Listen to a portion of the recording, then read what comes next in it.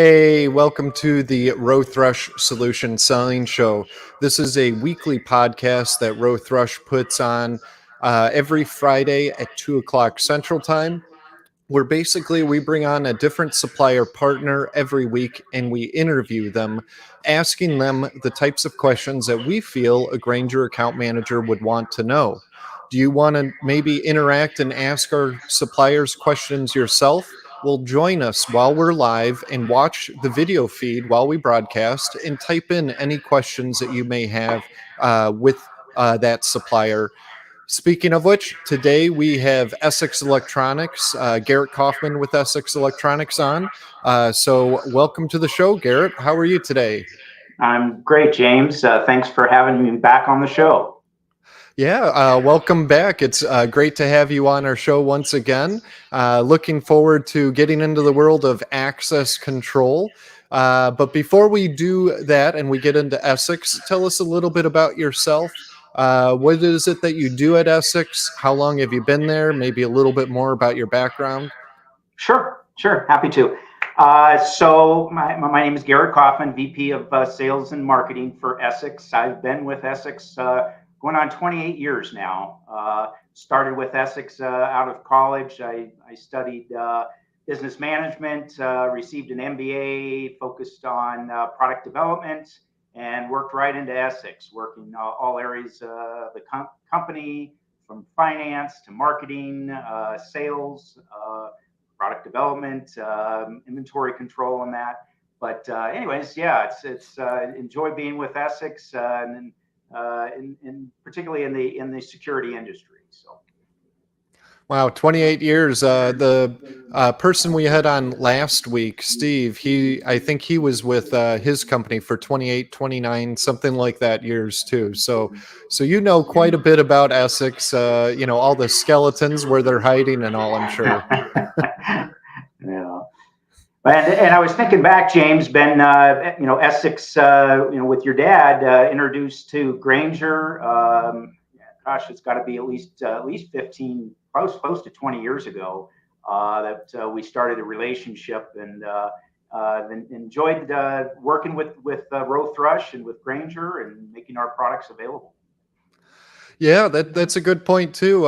I started 15 years ago last month, and I can't recall if Essex was a supplier at that time or if you were prior to me coming, but it was right around then, because I know we've been working with you for a very, very long time. So Yeah. It's been a nice long partnership.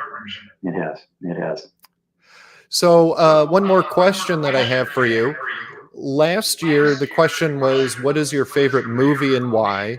And you had answered Ocean's 11, partially because your products are used in that movie. But this year, the question is, who is your favorite band or album and why? Oh boy, that's a tough one. I guess in part, James, because I grew up learning to play the piano, and was forced to play classical music at the time, and that wasn't top of my list. I was more interested in ragtime, I think they call it back then. But anyways, one thing it did give me was an appreciation for all different types of music, and actually have definitely an appreciation for classical. But I would say probably having grown up, in the 80s, and a lot of classic rock bands. One of my favorites is actually Rush, and I know they're really not maybe highly regarded like the Beatles or Queen as far as being one of the greatest bands, but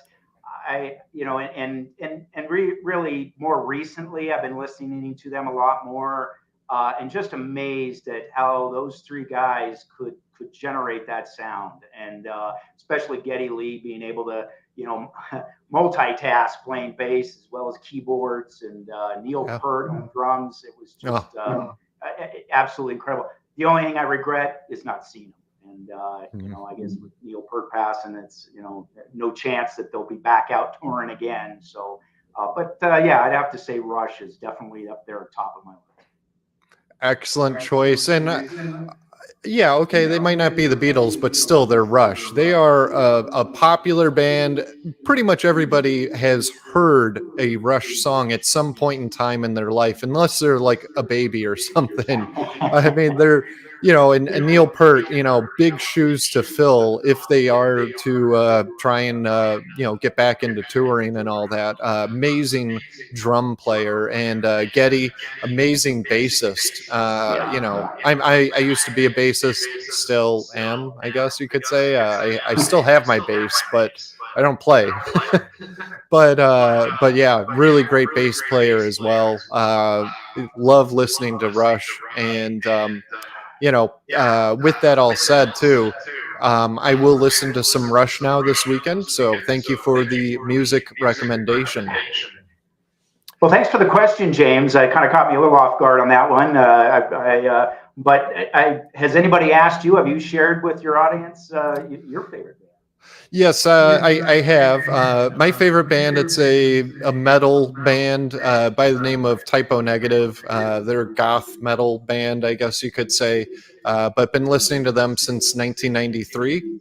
And the singer unfortunately passed away, had a heart attack. He was like 7'2", really big dude, and unfortunately had a heart attack and passed away. And there's no way the band could continue on without him. So yeah. So sorry to hear that. We lose some very talented musicians, but their music lives on. I guess we can say that and appreciate it. So.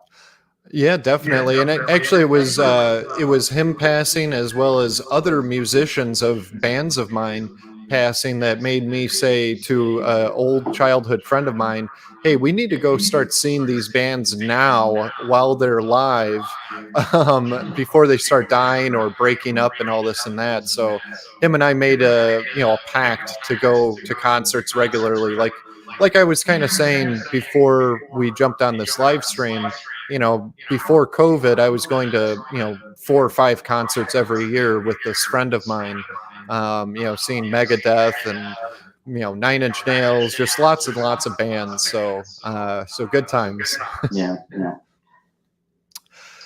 So with that all said, let's get into who Essex Electronics is. I alluded to that they do access control, but please tell us a little bit more about Essex. Sure. I don't know if we want to show that first slide, but it does show some of the background of Essex. Thank you. And then so Essex has been around for 46 years. Founded in 1977. We were a joint venture at that time, James, with United Technologies, and initially, Essex had developed the original keypad keyless entry system for Ford Motor Company, and it was something that the original founder of Essex, as well as United Technologies, focused on this design: how to get into your vehicle without using keys. That was the genesis of Essex, and I think you mentioned in the last show that one of your first vehicles, you had one of the Essex keypads on it, but we really focused on the switch technology. I won't repeat the piezoelectrics, but that was in the previous show. And really, we identified the need for a reliable switch technology, understanding it would be on the exterior of a vehicle. Ford, opted for some other membrane switches and conductive rubber. But today, we still do manufacture, we call it the AKE series. It's an aftermarket keypad that we sell for both passenger as well as recreational vehicles. So after that, Essex split from UTC and introduced keyless entry systems more for residential and commercial applications. And then over the years, expanded our product line into OEM keypads, card readers, door access switches. And all of these products feature what we consider more advanced touch and touchless technologies. A lot of these products have been incorporated into the access control systems of the largest OEMs in the security industry. And today, Essex continues to manufacture these touch and touchless access control products. Essex is a U.S. manufacturer. We are based in Carpinteria, California. It's about up by Santa Barbara, about 90 miles north of Los Angeles, and have been there since day one. That's where production, product development, sales, tech support, everything's located at that location. So, and over these years, James, we've really worked tightly with a lot of security professionals, consultants, and gained this reputation of superior manufacturing, superior quality products designed for the industry and helping to support integrators worldwide. Awesome. And you're mentioning the cars access control. Yes, I had an '88 Lincoln Town Car. I always wanted a boat of a vehicle, really, really big vehicle. And a customer of mine, when I was a mechanic, had one, and she was selling it. I knew that she took very good care of it because I did all the work on it. So I was like, yeah, I'll buy that. And it had one of those. And that was back when you had two keys to your car, a key for the trunk and doors and one for the ignition. And go figure, these days everybody has a key fob to lock and unlock their doors, and then just one key for both the door, if it even has a keyhole for it. Some Right. don't, and then for the ignition. So. Well, that's an interesting point, James, because and I didn't realize back in the '80s they had two separate keys, one for trunk versus the door. But the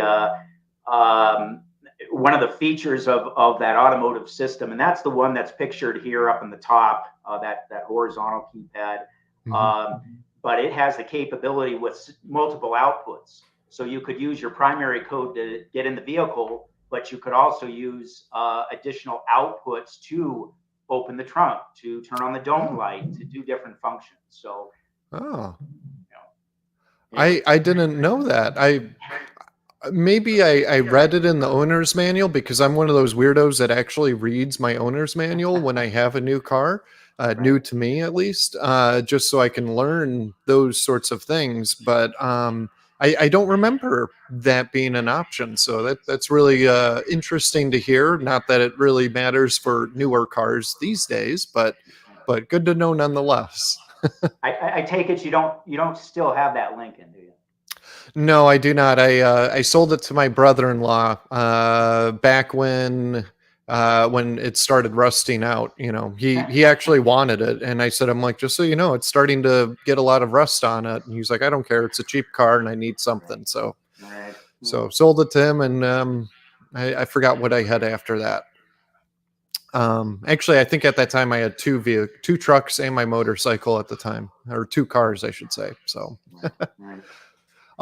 So before we get into the next questions, if you want to learn more about Essex Electronics, scan the QR code down below. We have multiple web links loaded in there: Essex products on Grainger.com, their website, social media accounts, and whatnot. So it's a great way for you to be able to learn more about Essex. And also, while you're at it, subscribe to the Rowe-Thrush YouTube channel, as well as the Essex Electronics YouTube channel. We would love to get your subscriptions to those channels. So now I want to ask you, what types of Grainger customers would be interested in Essex Electronics? Oh, that's a great question, James. So as this slide shows, Essex products are designed for virtually any access control application, and it can be used in a variety of these vertical markets that are shown. And this applies whether it's a small, single door type application, or medium to large building with many different access points. We provide products, both touch and touchless products, that are designed for all size facilities. Corporate customers select Essex primarily because we have an aesthetic design, put a lot of thought into that, advanced features, various customization options, which we'll talk a little bit more about later. But those are available and have gained a lot of corporate customers. In the healthcare sector, our touchless and ligature resistant solutions. I know we touched on that the last show, and we'll talk a little bit more about that. But particularly for healthcare, that those products are being specified and installed in facilities across the U.S.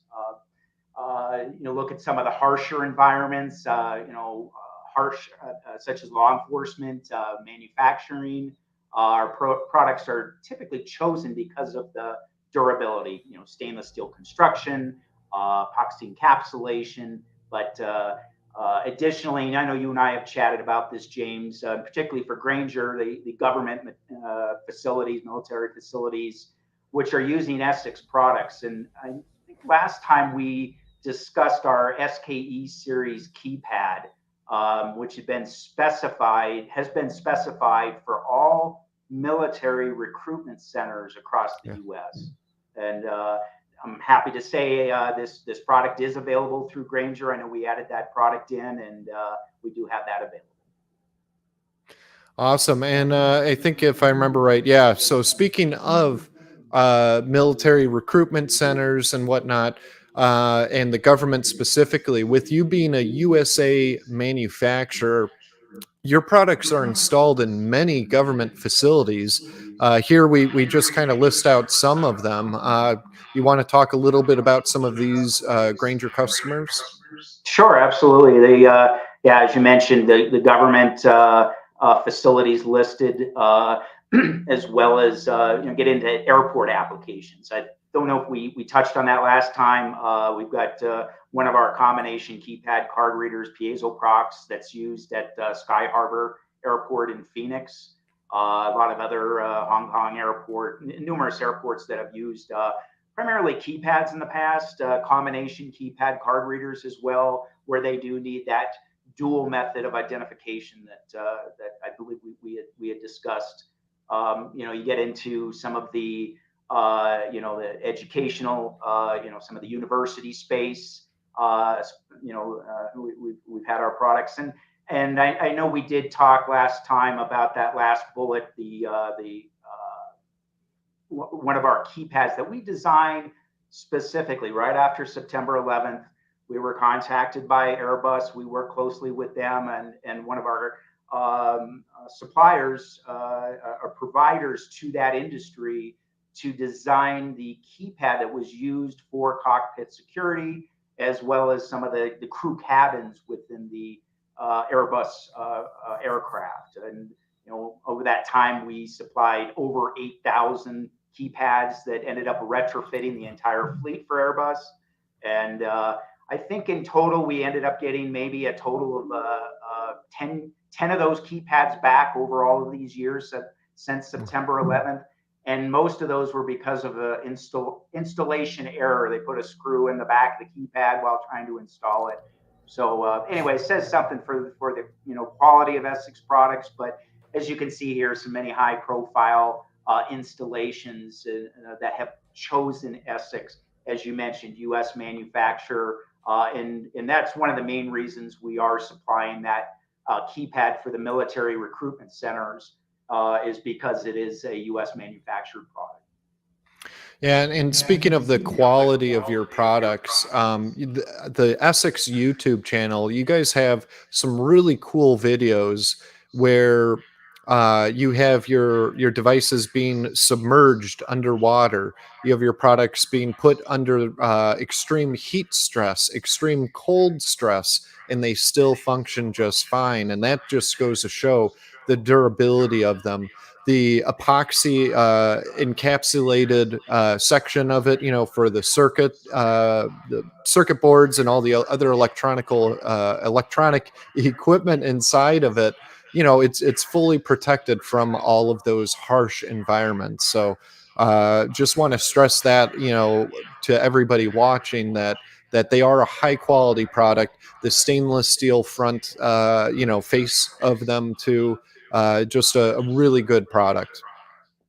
Yeah, thanks, James. I just want to add one thing in regards to airports. In fact, we try and find some locations where Essex products won't work. Either the weather's too harsh or vandal prone areas and that. But we have worked more recently with some airports up in Alaska. and primarily because they're looking for something that's going to hold up in that environment, particularly the exterior locations at Sitka and this, a number of they're smaller airports, but they still need access control. So fortunately, we've got a solution for them. And your products are currently being used, and they do work well for them? They do. Awesome. So putting yourself into a Grainger account manager's shoes, when they walk into a customer facility, their customer wants them to talk about access control or just security and increasing that. I could see them being a little afraid of it because it's a technology-based product. Maybe they're not that familiar with it. They don't know how to talk to the customer about it. Can you kind of go through what a good way of talking to the customer would be in regards to access control devices? Absolutely, James. That's a good question. As I mentioned before, facilities come in all different sizes. And so one of the most important things to conduct is a physical security risk assessment. And this basically, as you look at different facilities, and the first step in this process is really want to define the scope and the objectives of the assessment. What are the boundaries, the limitations of the facilities, and most importantly, what are the critical assets and functions that need to be protected. We need to define that, and if there's any type of security standards or regulations that apply to a particular facility. So that's basically step one. I'm going to go through this quickly, but these are kind of the main steps. Step two is to identify threats and vulnerabilities that ultimately could compromise the security at the facility. Threats, tend to fall in more in terms of like natural disasters and cyber attacks and terrorism, things of that sort. But particularly on the vulnerabilities side, what are the weaknesses and within the physical security elements that are within the facility, such as access control. So, to identify, what are those threats. But then the third step in this process is to analyze those risks and the impacts of those threats and vulnerabilities. What's the impact, as far as the risk, what's the likelihood that, a threat might be exploited with a vulnerability, and for the impact, is there a potential damage or loss that could be the result of an attack? So identifying those, but then when you get into step four, typically a facility is already going to have certain security measures that are in place. So to identify those, and really the point of this is not only what they have, but to see where those gaps are and, see what kind of steps might be necessary to take in order to minimize those. And that's really step five, is you come up with, the recommendations for improvement actions. If you've got certain, as an example with Essex products, certain card readers that are at a facility, or even keypads that are not functioning well, maybe it is a harsh environment, and looking for something that's going to hold up. If it's a vandal-prone area, typical card readers that they're traditionally made out of plastic. So if it's a vandal-prone area, maybe they're being damaged, basically to go through and to come up with these improvement actions.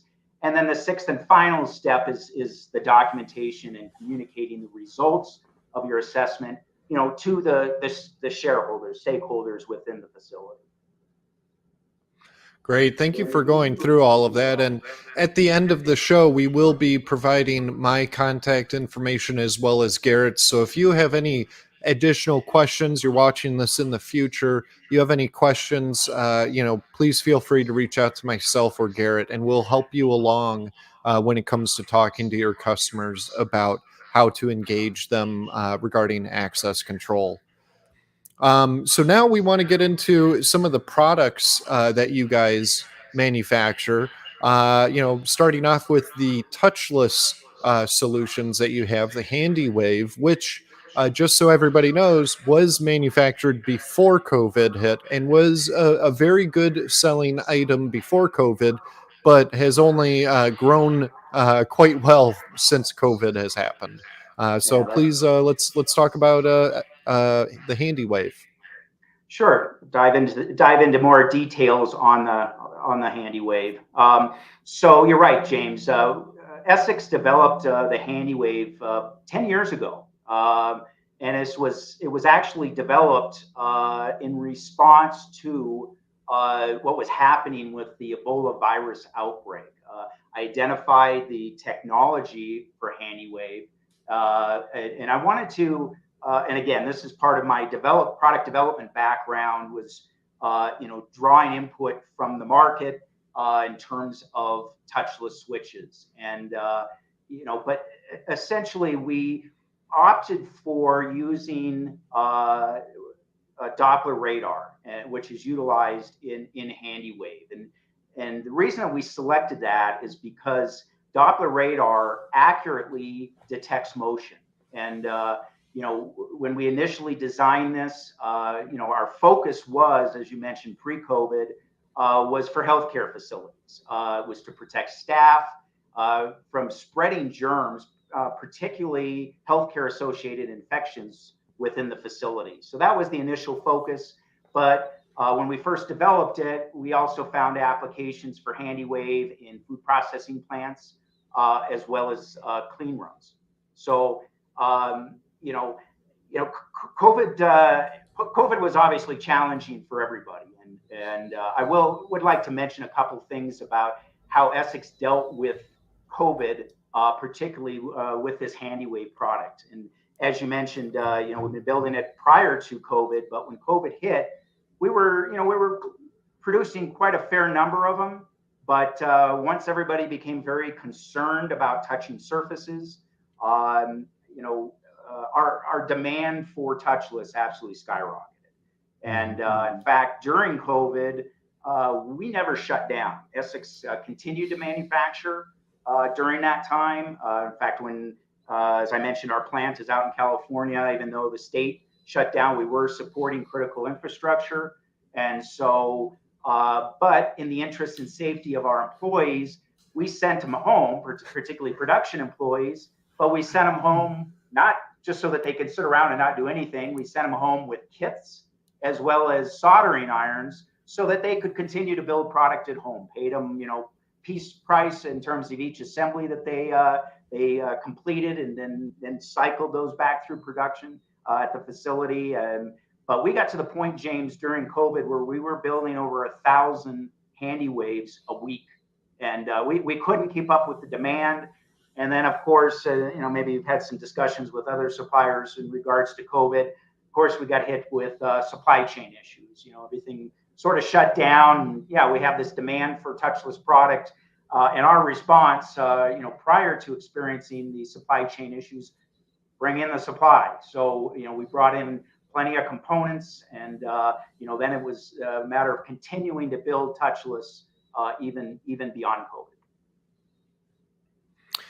Excellent. And I love that story as far as sending people home with the soldering irons and kits to still produce and manufacture these products and keep them safe, too. So absolutely love that story. Thanks, James. It was very, very creative on my production manager's part. Again, he just we've got these orders, wanted to continue to fulfill them, so creatively came up with a solution. So if we look at actually that previous slide, there's a couple of points I wanted to make on that. As I mentioned, the Doppler radar, and again, we select that primarily because it is more reliable, it's consistent, it works. So I don't know if I mentioned this in the last session, but the traditional touchless switches that are on the market are infrared. The problem with infrared is that it is susceptible to interference. We've all gone into a public restroom before. You've got the sink or the paper towel dispenser that doesn't always work. And it's typically because the lens gets dirty and doesn't sense your hand being there. One nice thing about the Doppler radar that we use is that it actually reads right through material. In fact, at trade shows, we like to do a demo where we actually take, whether it's a piece of literature or a sheet of plywood, put it in front of the Hand-E-Wave, and it'll read right through that material to read your hand. So we've come across some applications where maybe somebody doesn't want to stick it, facing the customer. Maybe they want to bury it behind a wall or something like that. But just point being is that it is reliable in terms of its operation. So part of the reason that we selected that Doppler radar to use in it. One enhancement that we added in the new next generation Hand-E-Wave, which is available through Grainger, is the double pole, double throw output. The initial product was single pole. We came across some applications where maybe they want to control multiple devices from Hand-E-Wave. And so that was one of the enhancements that we added to the product. The other ones listed here, the detection zone being adjustable. That's not typical in a lot of the other products on the market. They're typically fixed, but it makes Hand-E-Wave more versatile. Even in a healthcare application, you might have a common hallway. You might set it for a couple of feet. You've got a wheelchair or gurney or something going by that could trigger it. Just the movement of that cart or whatever it is, wheelchair past that will trigger the switch. But you might also have an instance for a surgical suite. You want to dial it down. You only want it set for an inch or two so that you don't have unwanted triggering. So that's really another nice feature that we have available in Hand-E-Wave. And then talking about the options, which you've got on the next slide, we did add some more faceplate. Well, first off, the optional manual override for emergency egress. You can see that one that's on the bottom there, the double gang version. You've got that in emergency push to exit. That's a manual override switch that we added to the product. So that option's available. We've got various sizes, and I know we talked about mullion last time, and what is it, that narrow version that's on the top left, as well as single or double gang, different faceplate finishes, whether it's powder-coated black or white, stainless steel. And this really, part of the reason we offer so many, these various finishes on it are to help support that architectural continuity that's in a facility.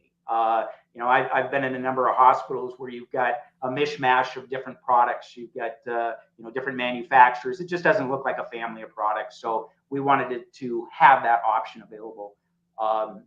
One other thing, James, that we did add most recently in the last few months is the option for a 316L stainless steel faceplate. You might say, well, why? What's the need for that? And this kind of goes back to the clean room application that I mentioned before. You've got certain environments where they want to hose it down. They basically have to use certain chemicals basically to clean the entire space. So 304 is a ruggedized stainless, but 316L is even better. So we do offer that 316L as an option on the Hand-E-Wave. Great. Well, thank you for going through the Hand-E-Wave. Like Garrett said, the different finishes, the different sizes, these are all available through Grainger with override, without override. So if you need any help or anything like that, again, please feel free to reach out to us and let us know, and we'll help you out with that selection. So next we want to get into iRox. Yeah. So James, as I mentioned,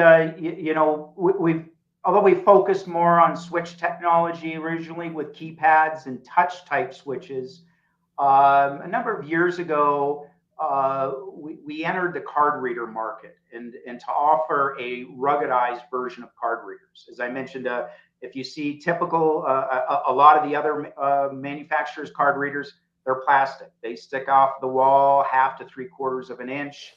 They're functional, but we really wanted to enhance this, address certain applications where a traditional card reader might not be appropriate. So we designed originally ROX Prox 2. We're not going to cover those in detail, but I would like to focus more on what we call iRox. And it is detention grade, as you mentioned, previously, stainless steel faceplate. And this isn't a stamp plate, James. This is an 1/8-inch thick stainless steel plate. We run impact tests on this. It's very ruggedized. And we do supply some of these card readers for correctional applications, used for guard tour and as well as access control. So, we wanted to design a card reader that was attractive, could be customizable. We have an aesthetic design, but is also going to hold up in various extreme conditions, vandal-prone areas. Great, and we do have a quick video that we want to play that just kind of goes into detail about the iRox Plus. So I'm going to go ahead and play that now, and then we'll come right back. HID technology, iRox readers feature stainless steel construction, epoxy encapsulated electronics, audio-visual feedback, and a modern customizable design. Built for virtually any environment, iRox readers provide extremely versatile touchless access control for a variety of applications, including healthcare, educational, corporate, retail, and correctional facilities. iRox incorporates HID I-Class SE, which can read 13.56 MHz high-frequency credentials. iRox Plus with multi-class SE adds 125 kHz proximity for dual-frequency requirements.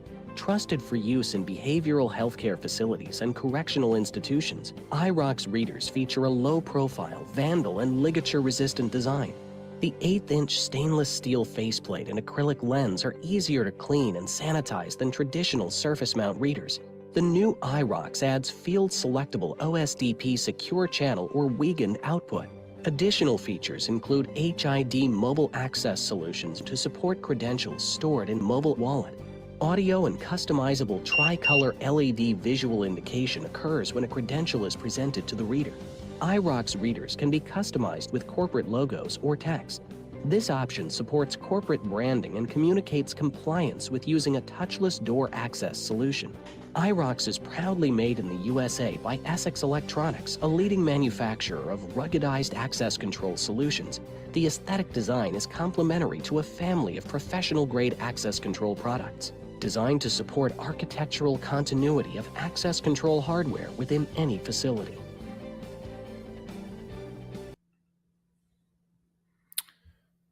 All right. So that was a great little video. Kind of went into more products, not just iRox and iRox Plus, but still gives you a good idea of the capabilities of this line of products. So if you want to go into a little bit more detail about it and talk about the new iRox Plus too. Sure, James. So as shown in the video, the iRox readers, they can read 13.56 megahertz credentials. So this is considered high frequency. It's a higher encryption in that than standard 125 kilohertz, which is the prox. So these credentials include, HID I-Class, I-Class SE, COS, as well as some other industry standard formats, MyFair and DesFire. Those are typically used outside of the US, but there are definitely applications here for them. But I'd really like to focus on the next couple of bullets to talk about some of the new features in detail that have been incorporated into iRox. So first off, HID mobile access. So iRox now offers support for all HID mobile access solutions, including employee badge and student ID and Apple Wallet. Went through a certification process to achieve this.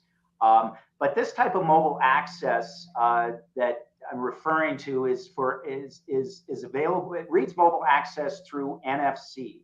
NFC stands for near field communication. So if anybody's accustomed to using their smart devices for payment, where you're in close proximity, and that's typically 2 to 3 inches within some type of a reader, a payment terminal or an access control reader, that is available. And that's built into a standard iRox reader now. We do have option, and I'll talk about this in a bit, for Bluetooth. Bluetooth, we're all familiar with it with various devices. It does have a longer read range, but part of our experience is that it does have some applications, but the range is typically much longer than just a couple inches. You know, Bluetooth, you can read several feet, up to even, I think I've heard instances where Bluetooth will read at 30 feet. So the question there becomes, you know, intent of opening the door. So personally, I tend to prefer near field communication, just because it's the intent. I want to open this door. You walk down a hallway and you've got, you know, multiple doors. How do you know, particularly if you're using Bluetooth, which one to gain access? So mobile credentials, you might ask, you know, everybody carries their phones with them, right? So, you know, what are some of the advantages of mobile access, mobile credentials over traditional physical credentials, which have been around for many years? So James, if you think about it, mobile credentials, they're less likely to get lost, misplaced, or even, you know, used by an unauthorized person. And the main reason for that is because basically those digital credentials are embedded within the phone. There's added layers of security to it, and the smartphone, it's typically used by one user, right? The owner. You're not sharing your phone, versus an physical access control card, a badge, somebody could share with somebody else to gain access. So you also have increased security because of the mobile credentials, you know, and we use, you know, PIN or fingerprint, Face ID, some of the different methods on our mobile devices just to open them up. So there's a lot of flexibility in these mobile devices in terms of the mobile credentials and how we use them. So that's one of the main enhancements, was the integration of mobile credentials, primarily NFC, like I said, which is built in. The next thing is OSDP versus Wiegand. And I know the video touched on this, but this is important to discuss because Wiegand has been around since the 1980s. It's widely used across access control systems, been used for many, many years. It's an old two-wire type system that, you know, that basically uses data and ground, and the data wire carries the data to the reader, and the ground wire ensures that data is not corrupted when it gets to the reader. This Wiegand interface is something that's been used by virtually all OEM access control manufacturers for many, many years. So, you know, it's easy to use, cost effective, easy to support. However, there are vulnerabilities with Wiegand. One of the main issues is the wiring. There could be tampering that could take place in the wiring to access data, which could be stolen, it could be manipulated. So what's happening, James, is that the industry is transitioning to what they call OSDP, which stands for Open Supervised Device Protocol. So this is a type of protocol that was developed by SIA. This is the Security Industry Association back in 2012. And again, they recognized some vulnerabilities with Wiegand, so they really wanted to focus on a more secure encrypted format that would protect that access control data. So it's a 4-wire based system. You got a couple wires for power, a couple wires for data transmission, but the main point is that it offers it's more secure than Wiegand. It utilizes 128-bit encryption, and it can authenticate the reader as well as the card. So a lot more flexibility. It is more expensive than Wiegand, but we are definitely seeing, particularly corporate environment, corporate customers, government, a lot of these customers that are transitioning to OSDP, you know, because it has the advantage, and it is a bi-directional type of authentication that takes place, and this encryption of the data between the card reader and the access control panel. So those are, like I said, kind of the main features that I wanted to focus on. You know, as I've mentioned, you brought up the encapsulated electronics and that, but iRox does offer a series of options. The different size faceplates, the mullion, single gang, double gang, as well as the different finishes. And this ligature resistant bezel that's shown on the left there, this is a recent enhancement to the product specifically for behavioral health applications. As I mentioned, it's an 1/8-inch stainless steel faceplate, but you take this ligature bezel and you can see that bevel on the top.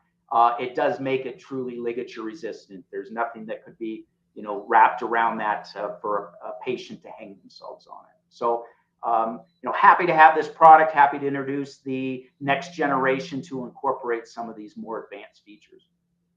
Yeah, and if you think about it too, when people get up from their desk and leave to go somewhere to get coffee, to go to the bathroom, to do this, to do that, they take their phones with them everywhere they go. Uh, it sometimes, I'll get up to leave the living room, and go into the kitchen for something, and it's very hard to just leave your phone there. Even if I'm just going one room over, I take my phone with me. Not sure why that is. It's just creature of habit, I guess. So great new feature there with the iRox Plus. Now the iRox Plus that has the mobile credential reader built into it, that item is not currently in Granger. So you could go through Granger sourcing until we do get it added into Granger's into our assortment with Granger. So that is something that we will be working on here soon. It's a very brand new product that you guys just released about a month or two ago, right? It's been several months ago, but yeah, it is a new product. But one thing I will mention, James, is we refer to the product as mobile ready. So it does, yes, it does have that those capabilities built in, particularly with NFC and the OSDP. But in terms of mobile access, there is a transition process from physical credentials to mobile credentials. Something that Essex doesn't get involved with, but anyways, yeah. And then in terms of customization, and I know this was mentioned a little bit earlier. Because Essex is a U.S. manufacturer out of Carpinteria, we can do customization. We do a lot of processes, laser engraving, and that in-house. Where we're able to take a logo, corporate logo. Here you have a representation of seeing maybe something that's on a business card or from a company. But as long as we have a high-res logo, we can either drop it in the lens and the products listed here: Hand-E-Wave, iRox, RoxProx 2. These are the main products that can be customized, and like I said, either in the lens or laser marked on the faceplate. So this does help promote corporate branding. We've had a lot of interest in this for schools, hospitals, and corporate facilities as well. In order to qualify for customization, we don't do one-offs, but we will run customization for 25 units or more. Yeah, this is something that we run into every now and then through Granger sourcing because it is a custom quote, but it's something that we do on a somewhat consistent basis with Granger. So great add-on that you could talk to customers about when it comes to Essex access control. Now, what types of resources does Essex Electronics have that's available to the Granger sales force? So, James, in terms of resources, we offer both live, so in person, as well as online support. Easy to remember, Keyless. We are 1-800-KEYLESS and keyless.com. So, we provide live support. We have receptionists and front office people answer the phone as far as sales support, tech support, any application support. Just calling 1-800-KEYLESS, we're able to address any questions that come up. Also, after hours, or we have a online, keyless.com is our website, where we've got data sheets, installation instructions available on all products. Something fairly new that we've added are A&E, or architectural and engineering specifications on certain products. And this is really beneficial for consultants, that are trying to integrate an access control reader into a specification, into a bid. We have that on both iRox as well as the Hand-E-Wave, several other products. And then also on the website, various products, we've got some white papers as well as videos that you had mentioned earlier. Excellent. So a lot of great resources available. And again, I'll be putting up here in a couple moments contact information for myself as well as Garrett. That way, if you have any questions, you have that as a resource too. And don't forget, scan the QR code down below. We have a bunch of web links built into that QR code. So with that, actually, one last question that I have for you. What types of trade shows, or what trade shows will you guys be attending in the near future? So attending, we've done quite a few shows this year, but up and coming, we have GSX, one of the big security shows, used to be referred to as Is. That's in Dallas in a few weeks. But our next show that will be, Essex will have a booth, is a healthcare facilities symposium and expo. It's out in Charlotte, September 18th through the 21st. Looking forward to this. Obviously, with the Hand-E-Wave iRox products and some of their the ligature resistant aspects, perfect for healthcare applications. So if anybody's attending the show that's on today or watching later, we hope that you will stop by the Essex booth, get a hands-on demonstration of Essex products. Great. Make sure you stop by their booth and say, hey, I saw you on the Rowe-Thrush Solution Selling Show, and just want to learn more. So thank you for doing all of that. So that wraps things up. However, just want to talk about real quick, next Friday's Solution Selling Show will be August 25th, 2 o'clock Central Time, as always. And it will be with thermoplastic processes. So we'll be getting into PVC pipe and tubing, sleeves for fluorescent lighting, lots of cool products there with thermoplastics. So make sure you join us next Friday, August 25th, to learn more about TPI. So with that, Garrett, thank you so much for joining us on our show here today. Do you have any final words, to wrap things up here? I just want to thank you for, again, having me, James. It's a nice opportunity. Like I said, we've really enjoyed the relationship, not only with Rowe-Thrush, but also with Grainger, being able to supply our products and make them available. I understand access control is it's a bit more challenging, and there's questions. So please feel free to reach out to me directly, my sales or tech support staff to help out. But again, thank you, James. I appreciate you having me on today. Great. Thank you. And, hey, everybody, here's the contact information for Garrett and myself.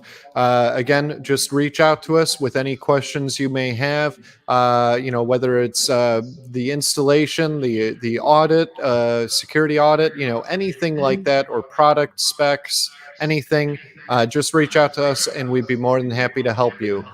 Garrett, have a great weekend. Thanks once again. Thank you, James. You have a great weekend as well.